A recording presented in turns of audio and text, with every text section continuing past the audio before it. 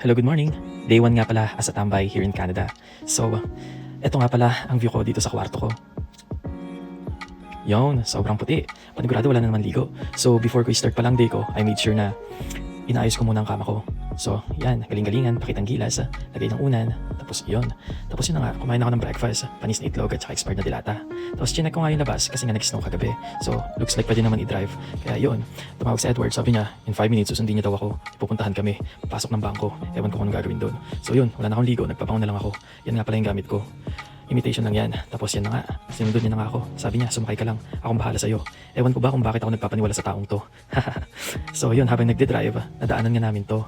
Ito yung plano naming business. Pero naghahanap pa lang ng acreage para pag-parkan ng mga RV.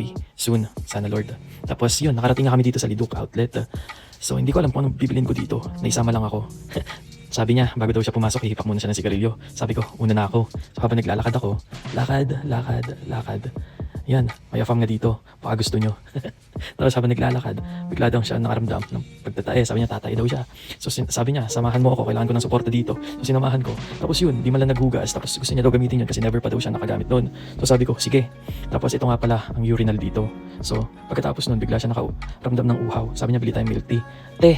100% sugar. Tapos sabi ko, huy, yung diabetes mo. Sabi niya, wala akong pake. Kailangan i-reverse psychology ko tong sakit ko. So, yan, sabi ba naman, 15 shake daw sa milk tea para mas umarap. So, syempre, bilang masunurin, Edward, paano yung shake? Shake. Ganun. So napadaan nga kami dito sa Tory Burch. Pero surprise lang yan. So habang naglalakad, nakaramdam nga siya ng anxiety. Kaya sabi niya, may Christmas tree ba dito? Yun, sakto. Kasi yan lang daw yung nagpapakalma sa kanya. Tapos yun nga, naalala niya, nawawala pala yung laruan niyang pagong.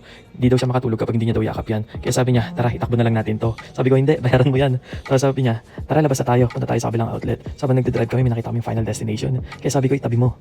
Wala pa naman akong tiwala sa pagdadrive nito. Pero safe naman kami nakarating dito. Ewan ko ba kung bakit kami napadpad dito sa Indigo. Most of the time, bangko ang pinapasok namin. Hindi ganito. So habang naglalakad kami sa loob ng Indigo, may nakita ako iba't ibang klase ng dildo. May malambot. Tapos meron din matigas na kagaya nito. Ang dami pang bulitas. Umiilaw pa oh. Bet mo? Tapos yun, nakaramdam na ako ng gutom. Kaya sabi ko, uwi na tayo. Tapos sabi niya, sakto. Nagluto si mama ng bulalo. Kaya sabi ko, tara. Ayun, nakikain na lang ako ng bulalo sa bahay nila. Ay, welcome gout. Yun lang.